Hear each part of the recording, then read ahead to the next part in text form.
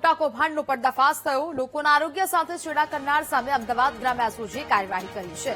મુખ્ય આરોપી દિનેશ ચૌધરી સહિત 4 શખ્સો પકડાયા છે। આરોપીઓ એન્ટી કેન્સર કંપનીના પ્લાઝમામાં ચોરી કરતા હતા। અસલી પ્લાઝમા કાઢીને નકલી પ્લાઝમા મૂકી દેતા હતા। આરોપીઓ મૂળ કિંમતથી અડધી કિંમતે મહારાષ્ટ્રમાં પ્લાઝમાનું વેચાણ કરતા હતા। આરોપીઓ પાસેથી 11 લાખની કિંમતના 1140 પ્લાઝમા બેગ જપ્ત કરવામાં આવ્યા। છેલ્લા 6 મહિનાથી આરોપીઓ નકલી પ્લાઝમાનું કૌભાંડ ચલાવી રહ્યા હતા। દિનેશ ચૌધરી, મોહન ગાયકવાડ, રફીક ખલીફા, જીતેન્દ્ર સોલંકીની ધરપકડ કરાઈ છે। પકડાયેલા તમામ આરોપી સામે કાયદેસરની કાર્યવાહી શરૂ કરાઈ છે।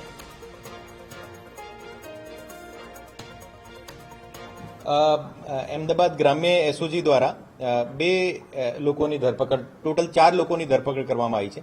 એમાં જે દિનેશ ચૌધરી અને મોહન ગાયકવાડ 2 મુખ્ય જે નકલી પ્લાઝમા બનાવવાનો જે રેકેટ હતા એના સૂત્રધાર હતા।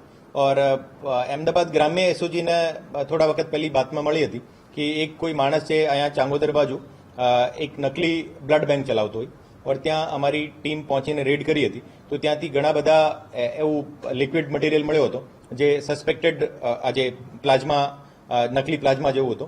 और પછી એફએસએલની તમામની ટીમો બોલાવીને ત્યાં ચેક કરાવ્યો હતો। તો આ આખો રેકેટ ત્યાંથી ખબર પડી હતી। આ જે રેકેટ જે ચાલતો હતો, આ રેકેટમાં જે ઓરિજિનલ બ્લડ બેંકથી જે પ્લાઝમા આવતો હતો એ પ્લાઝમાને વચ્ચે એ લોકો એ નકલી પ્લાઝમાથી રિપ્લેસ કરીને પછી આગળ વેચાણ કરતા હતા।